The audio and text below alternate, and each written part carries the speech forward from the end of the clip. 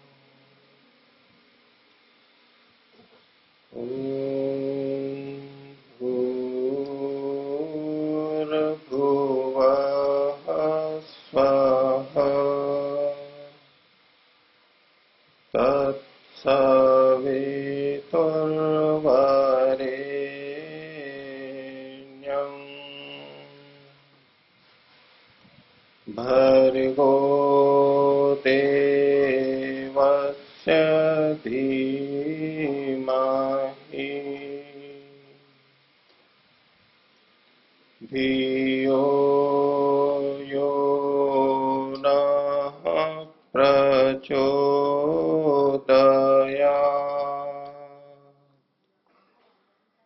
ओम शांति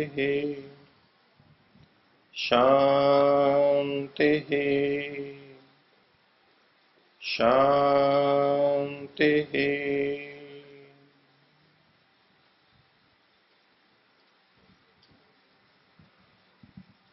इस सदन में बैठे सभी विचारशील मानवों को नमन करते हुए सभी वरिष्ठ अधिकारियों महानुभावों का स्वागत करते हुए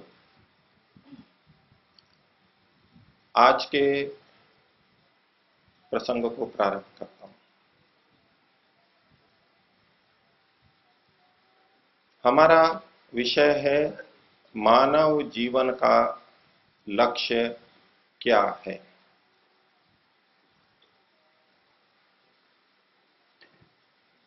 हम सब मनुष्य हैं, ये सब समझते हैं। हमारा जीवन चल रहा है, ये हमें पता है।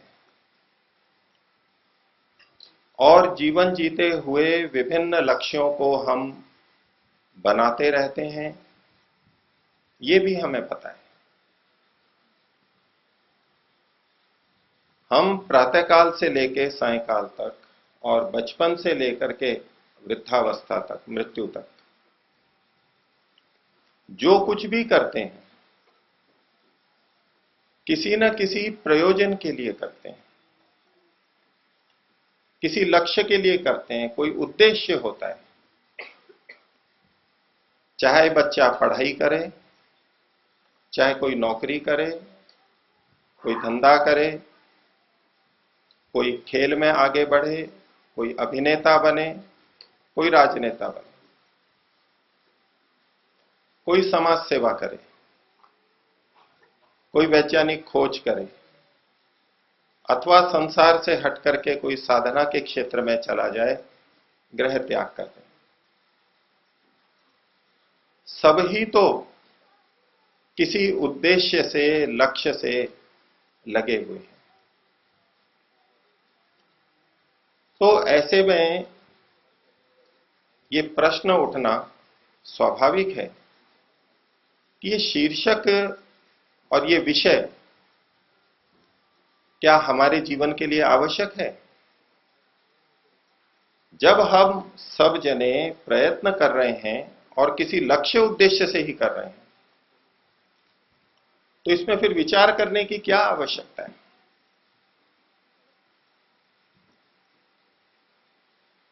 हम अपने अपने कार्यों को किसी लक्ष्य के लिए करते हैं। क्या हम ये कह सकते हैं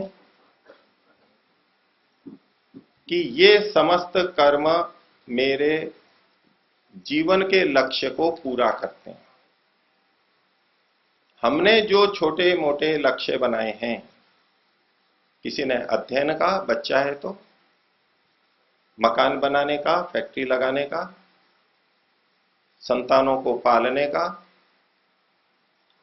ये सब क्या मेरे जीवन के लक्ष्य हैं अथवा मेरे कुछ आंशिक काल के लक्ष्य हैं? बचपन में अध्ययन एक लक्ष्य हो सकता है, लेकिन जब नौकरी लग गई, धंधा करने लग गए, तब अध्ययन उस तरह से लक्ष्य नहीं रहता है। जब तक मकान नहीं बना है तब तक मकान बनाना एक लक्ष्य हो सकता है, लेकिन मकान बन गया तो अब वो लक्ष्य नहीं रह पाता। तो जो लक्ष्य लेकर के हम चलते हैं, हमें प्रतीत होता है, क्या उन लक्ष्यों को हम अपने मानव जीवन का लक्ष्य कह सकते हैं? लक्ष्य हम सब लेकर के चलते हैं, लेकिन विचारना यह है कि वो हमारे जीवन का लक्ष्य है या नहीं है। तो इस पे चर्चा आगे प्रारंभ करेंगे। यहां जो हम निष्कर्ष पे पहुंचना चाहते हैं, आप सब व्यक्तिगत तौर पे अपने अपने निष्कर्ष पे पहुंचने का प्रयास कीजिए। कुछ विचार मैं आपके सामने रखता जाऊंगा, निर्णय आपको करना है। यहां मानव जीवन का कोई निश्चित लक्ष्य जो किसी ग्रंथ में कहा गया हो, किसी महापुरुष ने कहा हो, हमारे पूर्वजों ने कहा हो, अथवा किसी अन्य व्यक्ति ने कहा हो, उसको आपको सुनाने के लिए ये सभा नहीं रखी गई है। आप में से भिन्न भिन्न व्यक्तियों ने भिन्न भिन्न ग्रंथों के अध्ययन से, महापुरुषों के प्रवचनों से मानव जीवन के लक्ष्य के बारे में सुना भी होगा। उस सुने हुए को भी एक तरफ रखेंगे और स्वयं इस निश्चय की तरफ बढ़ेंगे कि मानव जीवन का लक्ष्य क्या है या क्या होना चाहिए। आपको अपने अनुभव के अनुरूप, बिना किसी दूसरे के बताए, स्वयं सोचना है और जो निष्कर्ष आप निकालें उसको फिर अन्यों से तुलना करके देखें कि इन महापुरुष ने कहा, इस ग्रंथ में जो लिखा था, ये उससे अनुकूल है या प्रतिकूल है। उसकी तुलना बाद में करेंगे। मैं आपके सामने कुछ बातें रखूंगा और आप में से प्रत्येक को उसके अनुरूप अपना अनुभव स्मरण करते हुए विचार करना है। हमें क्या पसंद आता है कि हमारे जीवन का लक्ष्य कोई दूसरा निर्धारित करे अथवा हम स्वयं निर्धारित करें? हमारी क्या इच्छा रहती है? हम स्वयं करें। यदि कभी असमंजस हो, हमें निर्णय नहीं हो रहा हो, तो हम दूसरे से पूछना पसंद करते हैं और दूसरे की सलाह लेने के बाद भी अनेकों ने सलाह दी तो उसके अनुसार हम किसी की बात या सबकी बात मान नहीं लेते। उन्होंने कहा है इसलिए नहीं मान लेते, उसमें फिर हम अपनी बुद्धि लगाते हैं, हम सोचते हैं कि नहीं मेरे लिए ये ठीक है। तो दूसरों के द्वारा जो कहा जाए वो यदि हमें स्वीकार्य हो जाता है, हमारे अनुकूल होता है, तब वो हमारा लक्ष्य बनता है। हमारी इच्छा के विपरीत यदि कोई लक्ष्य बता दे तो हमें स्वीकार्य नहीं होता। तो अभी प्रक्रिया हमारी व्यक्तिगत चलेगी। सबको एक तरफ रख दीजिए, सबकी तुलना करनी है, सबका चिंतन करते चलिए, लेकिन अपने को केंद्रित रखना है। और अपने साथ साथ अन्यों को भी केंद्रित रखना है, अन्य मनुष्यों को, कि जैसा मैं चाह रहा हूं, जैसा आपका निश्चय आ रहा है, क्या ऐसा ही अन्य मनुष्यों का भी निश्चय होगा या भिन्न भिन्न होगा। क्योंकि जब यहां ये निष्कर्ष निकालना है हमें, शीर्षक यह है कि मानव जीवन का लक्ष्य क्या हो। इसका मतलब हुआ समस्त मानवों का लक्ष्य क्या हो। अब ये अपने आप में बड़ी विचित्र बात है। हर व्यक्ति का ज्ञान अलग, हर व्यक्ति की इच्छा अलग, हर व्यक्ति की मान्यता अलग, रुचियां अलग, तो एक लक्ष्य हो कैसे सकता है। और हम अपने जीवन में देखते ही हैं, किसी को किसी में रुचि है, किसी को किसी में रुचि है। कोई गौ सेवा को अपना लक्ष्य बनाता है, कोई राष्ट्र सेवा को लक्ष्य बनाता है, कोई अपने बच्चों को बहुत अच्छा बनाने के लिए लक्ष्य बनाता है, कोई अपने सुख के लिए लक्ष्य बनाता है। हर व्यक्ति का लक्ष्य कुछ न कुछ भिन्न रहता है। धन कमाने का लक्ष्य हो तो भी धन कमाने के तरीके सबके अलग अलग होते हैं। धन का उपयोग कैसे करेंगे ये फिर सबकी भिन्नताएं रहती हैं। भोजन करना है तो सबके भोजन भिन्न भिन्न रहते हैं, अपनी अपनी पसंद होती है। घर का रंग कैसा हो सबकी अलग अलग पसंद होती है। तो इतनी भिन्नताओं के रहते क्या ये संभव है कि हम इस पर विचार करें, मानव जीवन का लक्ष्य क्या हो, अर्थात संपूर्ण मानव जाति का एक लक्ष्य क्या हो। ये भी आपको साथ में विचार करते चलना है कि मेरे को जो लक्ष्य प्रतीत हो रहा है, क्या यही लक्ष्य दूसरे मनुष्यों का भी हो सकता है या तो दूसरों का तो भिन्न ही होगा। समाज के किसी भी क्षेत्र के व्यक्ति का आप विचार कर सकते हैं, बच्चों का, बड़ों का, पुरुष का, स्त्री का, नास्तिकों का, आस्तिकों का, भौतिकवादियों का, आध्यात्मिकवादियों का, भारत वालों का, विदेशियों का, वैदिक धर्म को मानने वालों का, ईसाई धर्म को मानने वालों का, मुस्लिम, जैन, बौद्ध, किसी भी धर्म को मानने वाला हो, किसी भी मत संप्रदाय का हो, उन सब का, शाकाहारी हो चाहे मांसाहारी हो, मांस आदि, मद्य आदि नशीली चीजें लेता हो या ना लेता हो, कोई भी कैसा भी हो, आप अपना परीक्षण साथ में करते रहना, क्या ये बात उन पे भी घटेगी या नहीं घटेगी। ये करते करते हम इस निष्कर्ष पे पहुंचने का प्रयास करेंगे कि क्या मानव जीवन का कोई एक लक्ष्य हो सकता है, और यदि है तो क्या है। यहां से मंच से जो कुछ भी कहा जाएगा उसे आपको जू का तो स्वीकार नहीं करना है।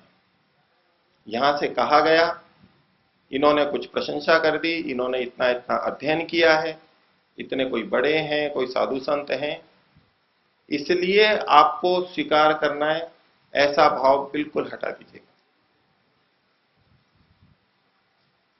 आपको स्वयं विचार करना है अपने जीवन के बारे में, आप भी एक मानव हैं और उसके अनुरूप अन्य मानवों का भी क्या लक्ष्य हो सकता है, ये साथ में विचार करना है। और विचार करते करते यदि आप किसी एक निष्कर्ष पर पहुंचते हैं और वो हम देखेंगे कि क्या सब एक निष्कर्ष पे पहुंचते हैं या अलग अलग पहुंचते हैं। और आपके अनुभव के अनुरूप यदि वो बैठता हो तो आपको स्वीकार करना ही होगा, तब आप स्वयं स्वीकार कर ही लेंगे। तो हम इस समाज के अंदर जब भिन्न भिन्न गतिविधि वाले व्यक्तियों को देखते हैं, अब उन पर विचार करें कि वो ऐसा क्यों करते हैं। जीवन सब जी रहे हैं अपने अपने तरीके से, वो जीवन क्यों जी रहे हैं और जो कुछ भी कर रहे हैं, किसी एक एक उदाहरण को लेंगे वो क्यों कर रहे हैं। तो आज की स्थिति में धन एक मुख्य बात है। तो नौकरी करे, धंधा करे, क्यों करता है? तो रुपए पैसे के लिए करता है, पैसा ही इसका लक्ष्य बना हुआ है। ऐसा हम बहुत से मनुष्यों को देखते हैं कि पैसा ही इसका लक्ष्य बन गया। तो पैसा लक्ष्य क्यों बना है उसका? क्या पैसा उसको दे दिया जाए और ना कुछ वो खरीद सकता हो, ना कुछ खा सकता हो, तो क्या उसको लक्ष्य बनाएगा? क्या पैसा अपने आप में लक्ष्य हो सकता है? तो आप सबकी ये अनुभूति होगी, आप स्वयं करते चलिए कि पैसा तो अपने आप में लक्ष्य नहीं हो सकता। धन से हम कुछ ना कुछ खरीदते हैं। तो हम क्या खरीदते हैं? तो रोटी, कपड़ा, मकान और अन्य सुविधाएं, वाहन आदि। अच्छा, ये चीजें हमने खरीद ली और खरीद के हमारे घर में रखी हैं। खाद्य पदार्थ ले लिए लेकिन हम खा नहीं सकते,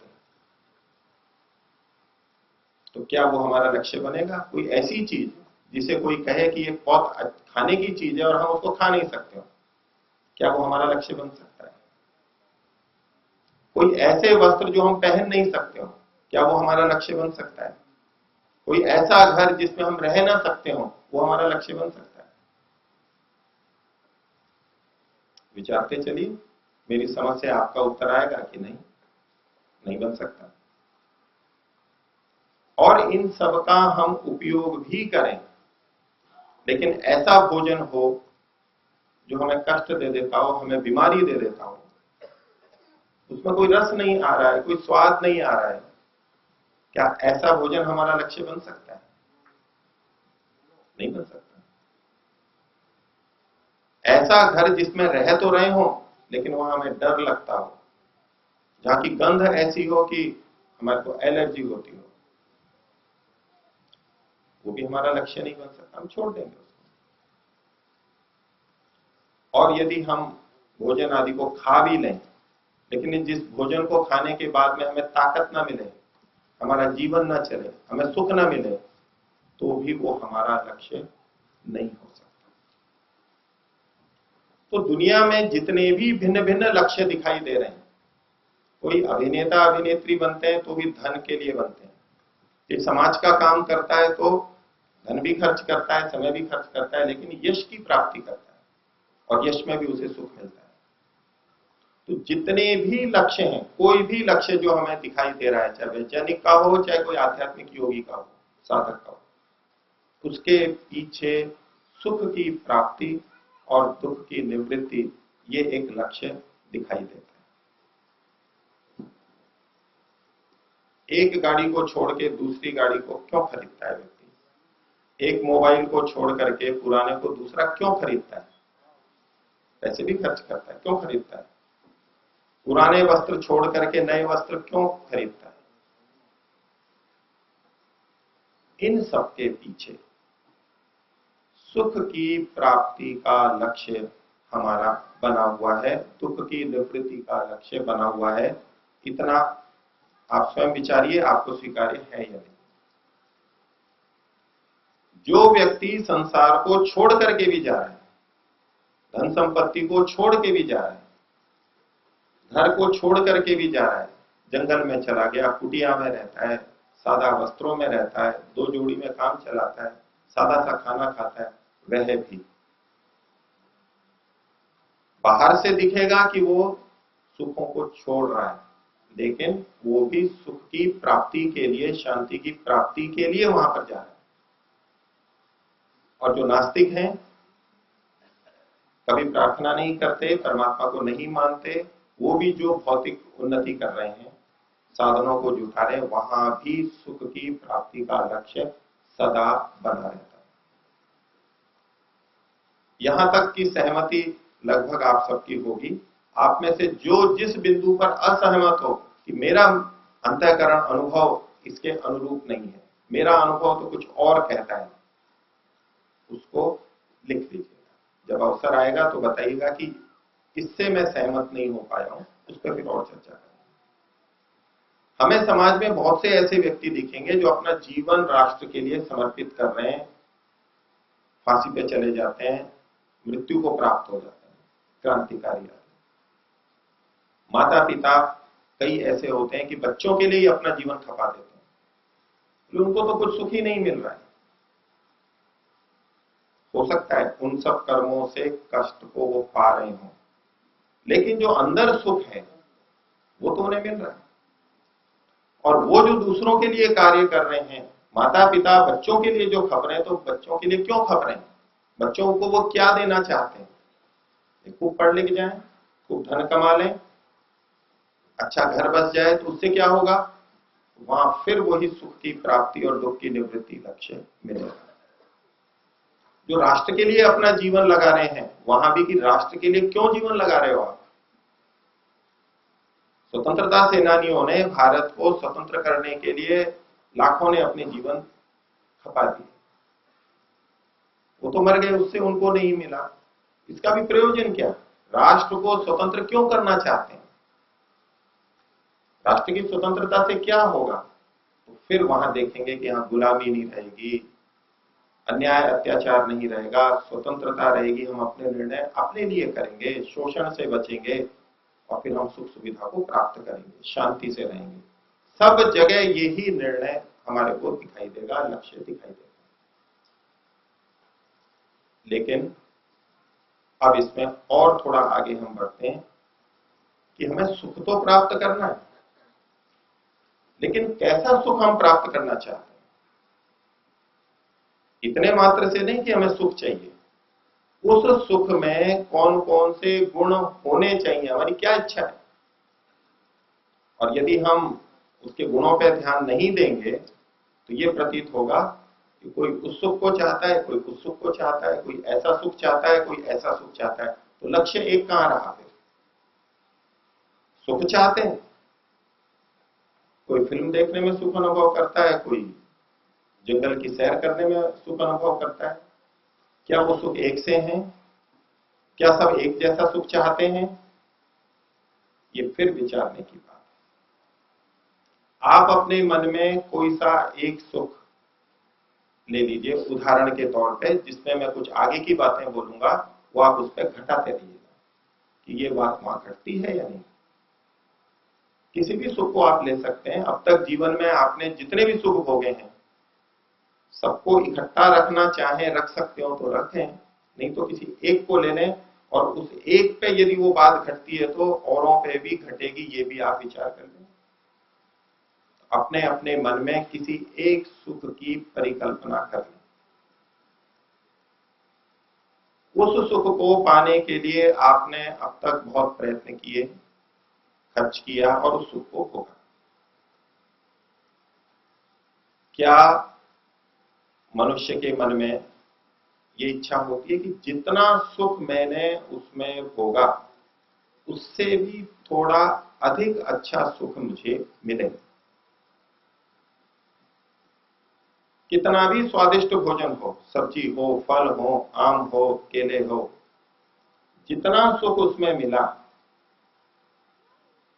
अपना अनुभव देखिए, विचार कीजिए, क्या उसमें और अधिक सुख आए ऐसी इच्छा हमारी रहती है?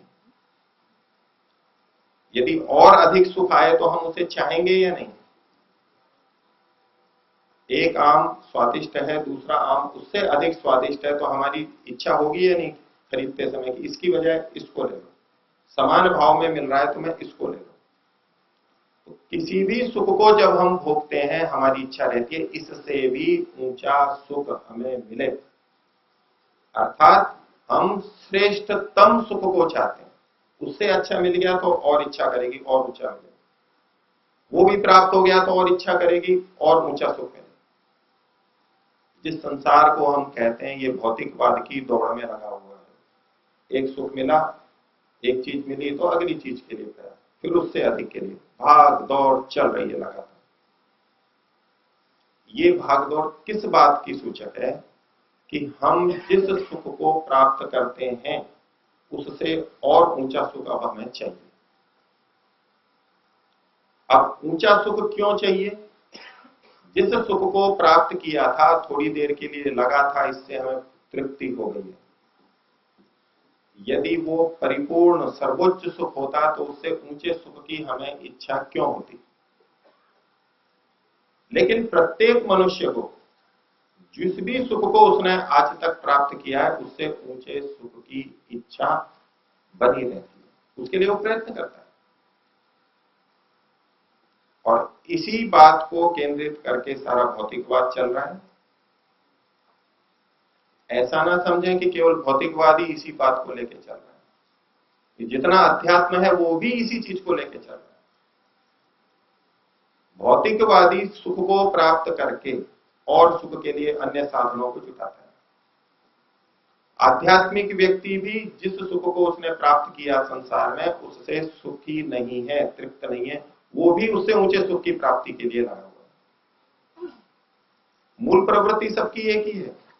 जितना सुख प्राप्त किया है उससे अधिक ऊंचा सुख वो पाना चाहता है। रास्ता अलग अलग हो सकता है, भौतिकवाद का या अध्यात्म, लेकिन मूल प्रवृत्ति प्रत्येक मानव की, प्रत्येक आत्मा की यही है। अब आप स्वयं का चिंतन कर लीजिए, दूसरों की तुलना कर लीजिए। तो पहला बिंदु, जिस सुख को हम चाहते हैं, सुख को चाहते हैं, उसको ऊंची से ऊंची स्थिति का चाहते हैं, सर्वोच्च सुख चाहते हैं। और इसका कोई अपवाद आपके मन में दिखाई देता हो कि ये व्यक्ति ऊंचे सुख को नहीं चाहता, तो वो मन में लाइए। कोई हो सकता है क्या? किसी के पास धन नहीं है, कोई साधन उपलब्ध नहीं है, इसलिए वो ले नहीं पा रहा है, ये एक अलग बात है। लेकिन उसके पास धन भी उपलब्ध हो, वस्तुएं भी उपलब्ध हो और फिर भी वो ना चाहे, ऐसा कोई उदाहरण अगर दिखता हो तो उस पर विचार करेंगे।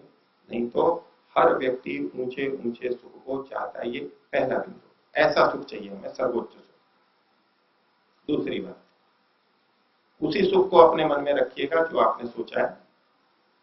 उस सुख को लेते हुए सुख का स्तर वैसा ही बना रहे, ये हम चाहते हैं,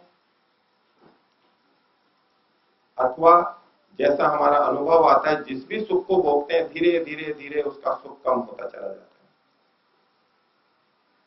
यदि रसमलाई को खा रहे हैं, गुलाब जामुन को खा रहे हैं, तो पहला गस्सा जितना लिया हमने, ग्रास लिया, उसमें जितना सुख आया, 5वां 10वां ग्रास लेते समय उतना ही सुख मिलता है या कम मिलता है? कम मिलता है, ये हमारा अनुभव है सबका। क्या हम ये चाहते हैं कि 5वां गुलाब जामुन या 5वां रसगुल्ला, रसमलाई का स्वाद कम आए? क्या हम चाहते हैं? नहीं चाहते। हम चाहते क्या है? जैसा स्वाद पहले रसगुल्ले का था, गुलाब जामुन का था, वैसा ही 5वें का भी बना रहे, 10वें का भी बना रहे। हम जिस सुख को चाहते हैं, अच्छे से अच्छे सुख को, उसका स्तर बना रहे वैसा का वैसा, ये हमारी इच्छा है। आपने जो सुख मन में बैठा रखा हो उस पर घटा के देख लीजिए। तीसरी बात, उस सुख को हम प्राप्त कर रहे हैं, क्या हमारी ये इच्छा बनी रहती है कि ये सुख और थोड़ी अधिक देर रहे, और लंबा रहे, और लंबा रहे? जिस भी सुख को हम प्राप्त करना चाह रहे हैं, वो प्राप्त कर रहे हैं, वो और देर तक रहे, लंबे काल तक रहे, ये भी हमारी इच्छा रहती है। आप भी अपना अनुभव कर लीजिए। क्या कोई मनुष्य ऐसा होगा कि जिस सुख को वो भोग रहा है वो सोचे कि ये थोड़ा कम देर तक है? जितनी देर सुख मिलना है उससे वो सोचे कि थोड़ा कम आए, ऐसा कोई मनुष्य हो सकता है? अपना देख लीजिए, हम उससे थोड़ा और अधिक, उसका और काल बढ़े और काल बढ़े, कितना बढ़ता है वो एक अलग बात है, लेकिन हमारी इच्छा है कि वो लंबे समय तक रहे। तो सर्वोच्च सुख, वो सुख नीचे कम ना हो और लंबे काल तक बना रहे, ये हमारी इच्छा है। और देखिए अगला बिंदु, उस सुख को भोगते समय कोई बीच में उसको छीन ले, कोई बाधा कर दे, ऐसा हम कभी नहीं चाहते। जब भी हम सुख को भोगना चाहते हैं, कुछ सुरक्षा रखते हैं, वो लगातार निर्बाध रहे, कोई बीच में छीन ना ले, छूट ना जाए हमारे से। भोजन कर रहे हैं तो बंदर आके ले जाए या कौवा आके ले जाए, कोई हमारी थाली को गिरा दे, ऐसा हम कभी नहीं चाहते। हम ऐसा सुख चाहते हैं जिसको भोगते समय बीच में कोई बाधा ना आए। टेलीविजन देख रहे हैं तो बिजली ना चली जाए, वो सुख बिना बाधा के चलता रहे, ये भी हम सब चाहते हैं। अगला, आप स्वयं अपना देखिए, मेरा आकलन है कि सब ऐसा चाहते हैं इसलिए ये बोल रहा हूं, लेकिन आप अपना आकलन कीजिए, क्या मैं ऐसा चाहता हूं और क्या अन्य ऐसा चाहते हैं। अगली बात, जिस सुख को हम चाहते हैं, भोगते हैं, उसको जितना चाहे भोगें, लेकिन उससे कोई रोग ना आए, ये भी हम चाहते हैं। खूब भर के पेट खा लिया और पेट भारी हो जाए, उल्टी आए, दस्त हो, ब्लड प्रेशर बढ़े, कोलेस्ट्रॉल बढ़े, ये हम में से कोई नहीं चाहता। जिस भी भोग को हम भोगना चाहते हैं, खूब भोगें, ये हमारी इच्छा है, खूब भोगें, लेकिन उससे रोग ना आए, ये भी हम चाहते हैं। उससे हमारी मृत्यु ना हो जाए, ये हम चाहते हैं। उससे हमको कमजोरी ना आ जाए, ये हम चाहते हैं। तो भोग तो पूरा भोगें, लेकिन कोई रोग ना आए, ये हम सबकी इच्छा है। और अगली बात, जिस सुख को हम भोगना चाहते हैं, हमारी इच्छा रहती है कि जब भी हमारी इच्छा हो उस भोगने की, उस हर समय उस काल में हम उसको भोग सकें। यदि कुछ खाने की इच्छा है तो जब भी इच्छा हो तब वो वस्तु हमारे को उपलब्ध हो, मेरे को उपलब्ध हो और मैं उसको खा सकूं, भोग सकूं। 24 घंटे, 7 दिन, पूरे वर्ष, पूरे जीवन, जब भी इच्छा हो तब वो उपलब्ध होनी चाहिए, ये हमारी आंतरिक इच्छा है। क्योंकि जब हमारी इच्छा हो किसी भी भोग को भोगने की, सुख की, उस समय अगर वो नहीं मिले, ये कभी हम नहीं चाहेंगे। कोई भी व्यक्ति ऐसा नहीं है कि मेरी जब इसको वस्तु को खाने की इच्छा और वस्तु नहीं मिले, ऐसी इच्छा कोई नहीं करेगा। हम यही चाहते हैं हर समय वो वस्तु मिले, हर समय वो सुख मिल सके। हमारे पेट्रोल पंप हो तो वो हर समय खुले रहें, हमारी दवाइयों की दुकानें हैं तो वो हर समय 24 घंटे खुली रहे। हमें फिल्म देखने की इच्छा है तो कभी भी खोल के चला सकें। सिनेमा घरों में जाएंगे तो निश्चित समय में देख सकते हैं, आगे सुविधा बढ़ गई है, जब चाहो आप देख लो, जब चाहो जो गाना सुन लो, मोबाइल पे, टेलीविजन पे, जब चाहे जो फिल्म देख लो। ये सब किस तरफ दौड़ चल रही है और साधन क्या जुटाए जा रहे हैं कि जिस भोग को, सुख को हम चाहते हैं वो हर समय मिल सके, ये हमारी इच्छा है। चाहे खाने पीने की चीज हो, देखने की चीज हो। और एक गुण, जिस सुख को हम चाहते हैं वो हर जगह मिल सके, हर स्थान पर मिल सके, ये भी हमारी इच्छा है। मोबाइल से हम बड़े सुखी हैं आज, जब चाहे बात करते हैं प्रियजनों से, मन को संतोष होता है। हम चाहते हैं कि ये नेटवर्क, ये संचालन हर जगह हो सके, कहीं भी हम सुन सकें, हर स्थान पर हम चाहते हैं। इंटरनेट चाहिए तो हर जगह चाहिए, खाने पीने की चीजें चाहिए तो जहां जाए वहां हर चीज मिल जाए। जो मेरे पास औषधि है जो मुझे लेनी है वो हर जगह मिल जाए, ये हमारी इच्छा रहती है। जैसा भोजन मैं चाहता हूं वैसा भोजन हर जगह मिल जाए, हर प्रांत में मिल जाए, हर गांव में मिल जाए, हर जगह मिल जाए, ये हमारी इच्छा है। तो आपने अपना अपना अनुभव किया होगा किसी सुख विशेष को लेकर के। पहला, हम बड़े से बड़ा सुख चाहते हैं, वो सुख, उस सुख का स्तर बना रहे ये हम चाहते हैं, गिरे ना ये चाहते हैं, वो सुख देर तक चलता रहे ये हम चाहते हैं, बीच में कोई छीन न ले ये हम चाहते हैं, उसको भोगने के बाद कोई रोग ना आए, दुख ना आए, ये हम चाहते हैं, हर जगह चाहते हैं और हर समय चाहते हैं। क्या ऐसा हमें प्रतीत होता है? कोई व्यक्ति ऐसा हो जिसको ऐसा प्रतीत नहीं होता है? हम और अपने परिवार और दुनिया के किसी भी मनुष्य पर आप सब कल्पना संभावना करके देख लीजिए, क्या वो ऐसा नहीं चाहते? कर कुछ भी रहे हो,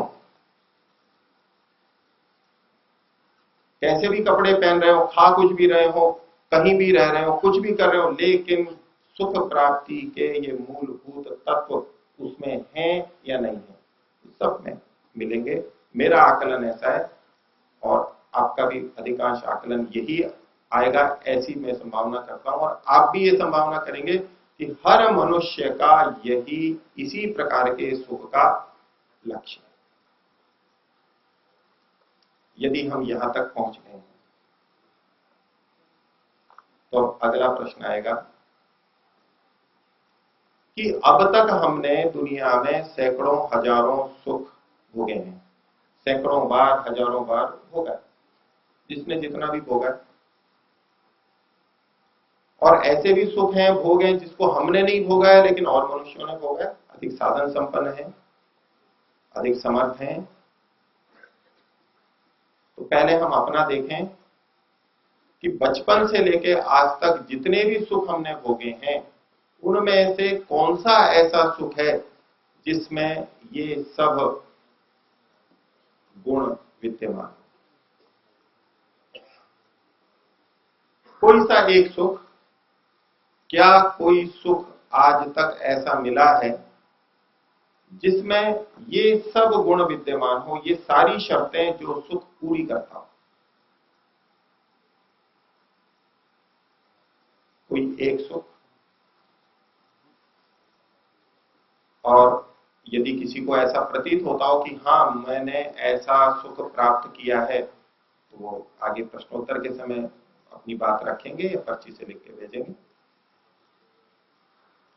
अब अन्य मनुष्यों का देखिए, हो सकता है मेरे पास उतना धन नहीं है, हो सकता है मेरे पास ऐसे साधन नहीं है, हो सकता है मैं उस देश में रहता हूं जहां निर्धनता है, साधनों की अनुपलब्धता है, इसलिए मैं इस सुख को, ऐसे सुख को नहीं भोग पाया। तो जो हमें अधिक सुखी दिखाई देते हैं, करोड़पति, अरबपति, गाड़ियों वाले, हेलीकॉप्टर, वायुयान वाले, बहुत सारे नौकरों वाले, बहुत सारी गाड़ियों वाले, बहुत सारी फैक्ट्रियों वाले, बड़े बड़े राजनेता, बड़े बड़े अभिनेता अभिनेत्री, बड़े बड़े कलाकार, चित्रकार, संगीतकार, लेखक, कवि, वैज्ञानिक, खेत में काम करने वाला गडरिया, सड़क पे काम करने वाला मजदूर, निर्धन व्यक्ति, जिसमें भी आपको संभावना लगती हो, कोई योगी, कोई साधक, कोई समाज सेवक, कोई राष्ट्र के लिए जीवन न्यौछावर करने वाला, दूसरे जो हमें दिखाई देते हैं, क्या उनमें किसी में ये आपको संभावना प्रतीत होती है कि इस स्थिति में ऐसा सुख मिल सकता है? ये जो गुण बताए गए, विशेष रूप से जो भौतिक और इंद्रियों का सुख है जिसमें संसार भाग रहा है, वहां क्या कोई सुख ऐसा है? मेरे पास नहीं लेकिन दूसरे के पास। कोई एक व्यक्ति दुनिया में हो सकता है, कामनाओं की कोई सीमा नहीं है, लेकिन क्या दुनिया का कोई एक व्यक्ति या कुछ 100 व्यक्ति ऐसे हो सकते हैं जिनको संसार के समस्त साधन उपलब्ध करा दिए जाए और उसे ऐसा सुख मिल जाए जैसा हम चाहते हैं? हर आत्मा जिस सुख को चाहती है।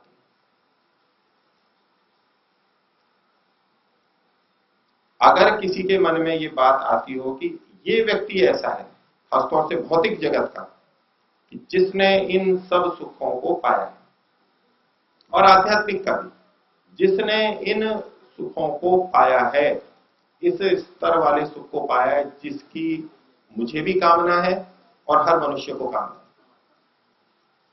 है, ऐसा कोई व्यक्ति आपकी दृष्टि में हो, उसको भी आप लिखिएगा, उस पर भी चर्चा करेंगे ऐसा है या नहीं। और यदि आपका निर्णय इसमें आता है कि ऐसा कोई सुख संसार में नहीं है जिसमें ये सारे गुण हों, तो अब एक विचार का बिंदु आता है कि जिस तरह का सुख हर मनुष्य, हर आत्मा चाहती है, जिस तरह का सुख जो हमने अभी तक गणना की, और ऐसा सुख हो नहीं इस संसार में, या किसी भी तरह से ऐसा सुख न मिल सकता हो, इसकी संभावना नहीं की जा सकती। हमें इस निष्कर्ष पर पहुंचने की प्रबल संभावना बनती है कि जब सब इस तरह के सुख को चाहते हैं तो ऐसा सुख होना तो चाहिए। निरपवाद रूप से हर आत्मा जिस सुख को, जिस तरह के सुख को चाहती है, वैसा सुख होना तो चाहिए, क्योंकि हम सब भागी उसी तरफ रहे हैं। इसी तरह के सुख को पाने के लिए सुबह से शाम तक हर व्यक्ति लगा है, बचपन से लेकर मृत्यु तक इसी तरह के सुख को पाने के लिए लगा है। और जिसे हम भौतिकवाद कहते हैं कि इसको छोड़ के ये हो गया, एक विवाह करके दूसरा कर लिया, एक घर छोड़ के दूसरा ले लिया, ये वास्तव में उसकी वही कामना है कि जिस तरह का सुख वो चाहता था वो यहां नहीं मिला है। अगर वैसा सुख मिल जाता तो टिक जाता वहीं पर, फिर आगे क्यों भागता हो? दूसरी तरफ भागना और ऊंची चीज को पाने का प्रयास करना इस बात का संकेत है कि जो पाया था उससे अभी तृप्ति नहीं है, उसमें न्यूनता है। और तृप्ति क्यों नहीं है, न्यूनता क्यों है? क्योंकि जो मैं चाहता था वो यहां नहीं मिला है। जो कामना लेकर के इस सुख साधन को इकट्ठा किया था, भोगा था, वो पूर्ति नहीं हुई, इसलिए वो ऐसा कर रहा है। तो चाहे आध्यात्मिक व्यक्ति हो चाहे भौतिक व्यक्ति हो, ये सब जो प्रयत्न कर रहे हैं, जिस सुख के लिए कर रहे हैं, वो कौन सा सुख है और वो होना अवश्य चाहिए, वो क्या है? ये हमारे लिए प्रश्न है। होना भी चाहिए या नहीं होना चाहिए? क्या हम ये मान लें जीवन के सुख और दुख को देख करके कि ये तो चलते रहेंगे, दुख है तो दुख भी जीवन का साथी है और सुख भी जीवन का साथी है, दुख से हम हट नहीं सकते, इसलिए सुख और दुख जो है बस यही हमारे को भोगने। और बहुत से लोग वो समझौता करते भी हैं, सुख साथी है तो दुख भी साथी है और दुख को भी हमें भोगना ही है, ये मान करके भी चुप रह जाते हैं और वहीं के वहीं रहते हैं। ये भी ऐसे मनुष्य हैं। लेकिन यदि उसके सामने विकल्प दिया जाए कि ये दुख आपको ना मिले, तो क्या आप चाहोगे उसको? अवश्य कहेगा कि हाँ, बिना इसके मैं चाहूंगा, बिना दुख के मैं सुख को चाहूंगा। तो दुनिया भर के सब मनुष्यों में अवलोकन करके, अपना अवलोकन करके, क्या हम इस निष्कर्ष पर पहुंच सकते हैं कि हर मानव, हर आत्मा समान रूप से सुख को चाहता है, एक जैसा सुख चाहता है? और ये आपने अपना अपना निश्चय किया होगा। ये जो निश्चय होगा ये हमारा अपना है, ये भी किसी ने हमारे पे थोपा नहीं है। ये जितनी प्रक्रिया हमने सोची है ये हमारी अपने अनुभव से जुड़ी हुई है और हमने दूसरों को जैसा देखा है उसके ऊपर निर्भर है। अब आप आकलन कीजिए अन्यों का भी, जो अन्यों ने अब तक बताया है कि जीवन का लक्ष्य क्या होना चाहिए। मैंने अपने जीवन का ऐसा लक्ष्य बनाया है क्या? जब हमें अपनी इच्छा का पता लग गया, मुझे ऐसा सुख चाहिए और जिन चीजों को पाने के लिए मैं प्रयत्न कर रहा हूं उनमें वो सुख नहीं मिल रहा है, तो मुझे उस ओर बढ़ना चाहिए या नहीं बढ़ना चाहिए, ये हमारे लिए विचार की बात है। अब मनुष्यों के अतिरिक्त हम पशुओं की तरफ भी जाएं। ये ठीक है कि मनुष्य पशुओं से बहुत श्रेष्ठ है, बहुत सुखों को प्राप्त करता है, लेकिन आत्मा तो वहां भी है। वो हमारी तरह से इस तरह विचार नहीं कर सकता, जीवन के लक्ष्य के बारे में सोच नहीं सकता। क्या पशु ऐसा सोच सकते हैं कि मेरे जीवन का लक्ष्य क्या है, क्या हमारा लक्ष्य होना चाहिए? वो नहीं सोच सकते, वो चल रहे हैं। लेकिन जितना सुख वो भोगते हैं, आंतरिक इच्छा तो उनकी भी यही रहती है कि अच्छे से अच्छा सुख मिले और देर तक मिले, जैसा हम चाहते हैं। लेकिन फिर भी हम कहते हैं कि वो उनका कोई उद्देश्य नहीं है जीवन का, बस ऐसे ही जी रहे हैं। प्रकृति ने, ईश्वर ने जैसा उनको बनाया, बस वैसा लगभग जीवन चल रहा है।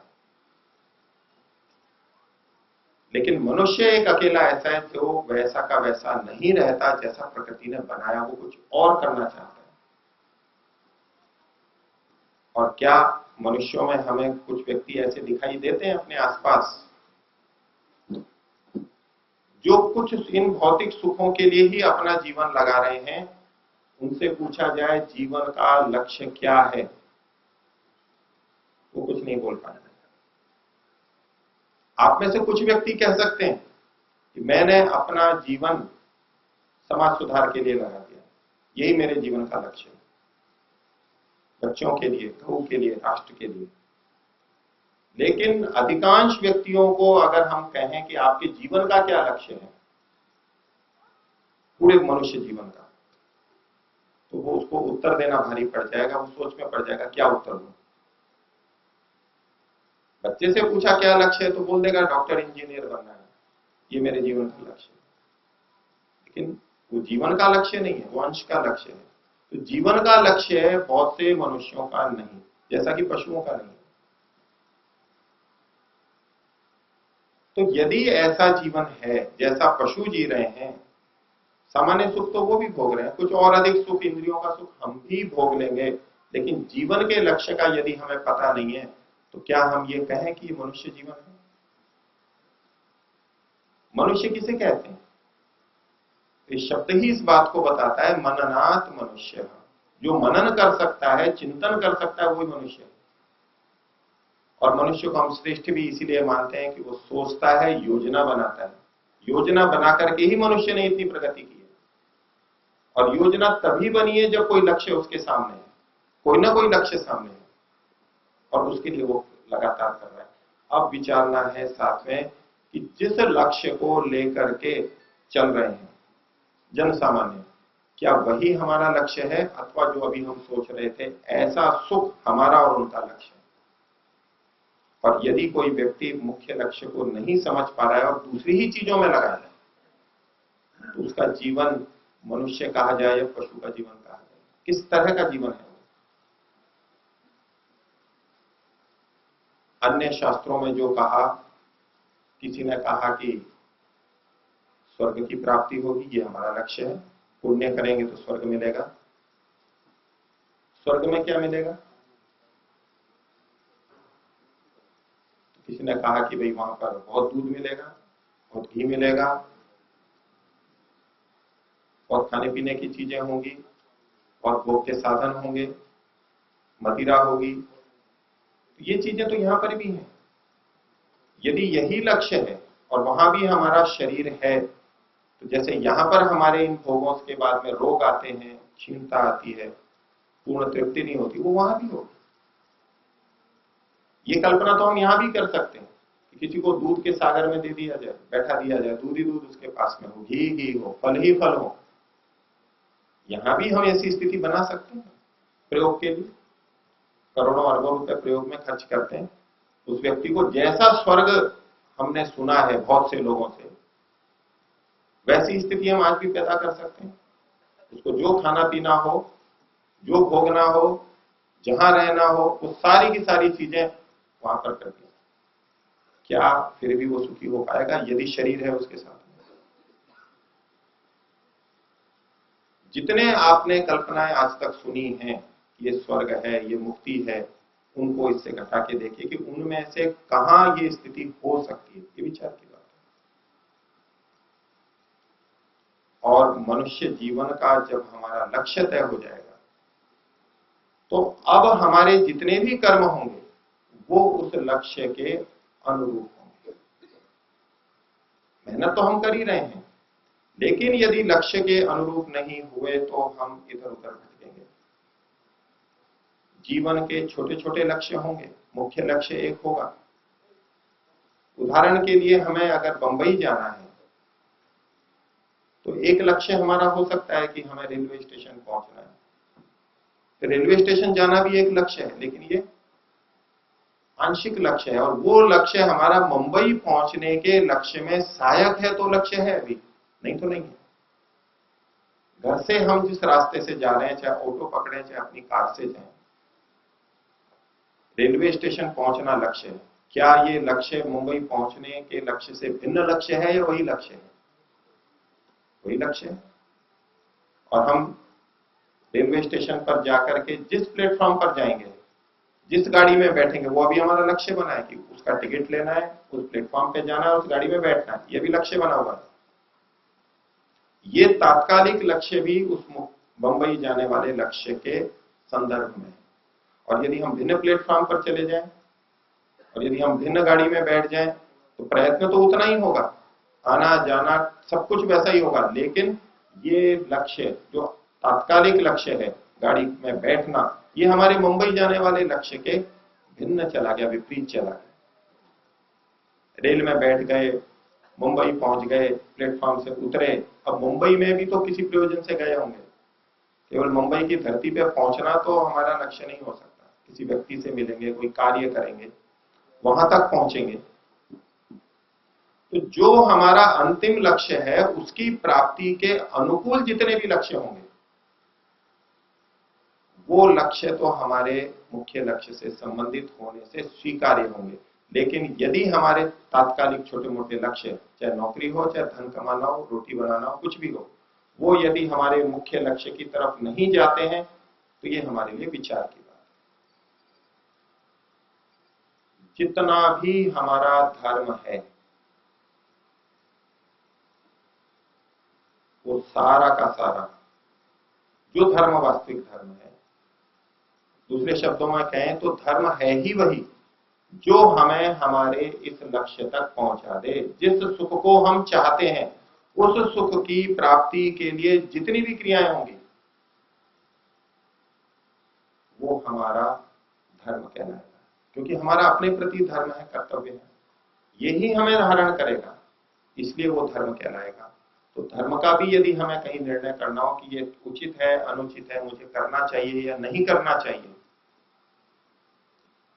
धर्म के नाम पे बहुत सारी बातें हैं, धर्म के नाम पे बहुत सारी बातें प्रचलित हैं। वो धर्म है या नहीं है उसकी कसौटी भी यही बनेगी। बननी चाहिए या नहीं बननी चाहिए ये फिर आप विचार कर सकते हैं। जो हमें हमारे लक्ष्य तक पहुंचा दे उसके लिए जो जो भी किया जाएगा, जो उसके अनुरूप है, वो धर्म कहलाएगा, वो हमारा कर्तव्य कहलाएगा, वो हमारे लिए करणीय कहलाएगा। तो कुछ बातें मैंने आपके सामने रखी, आपने अपना अपना अध्ययन किया होगा। बहुत सारे कुछ प्रश्न यहाँ पर दिए गए हैं, उनको लेकर के भी आप विचार कर सकते हैं और भी प्रश्न पूछ सकते हैं। निवेदन यही है कि यहां से जो बात बोली गई वो आपको स्वीकारनी है, ऐसा बिल्कुल मन में ना रखें, और किसी ग्रंथ की बात स्वीकार करनी है ऐसा भी ना रखें। अपना निर्णय लें, आपको ठीक लगता है तो स्वीकार करें और फिर देखें कि इन विभिन्न धर्म ग्रंथों में, महापुरुषों में से किसने इस लक्ष्य के लिए विधान किया है,